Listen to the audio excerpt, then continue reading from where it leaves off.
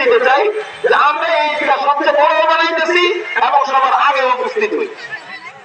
আগামী রমজানের পরে ঈদের থেকে আমরা ইনশাআল্লাহ যত সম্ভব আগে নামাজ হয় যেই টাইমে হয় তার ঘন্টা আগে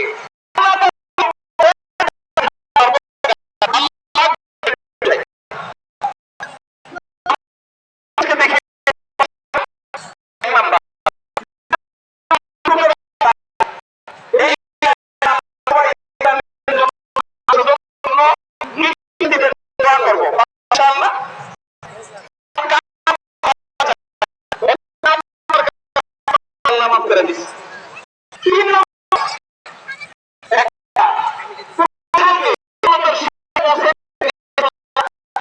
আমরা আজকে ঈদের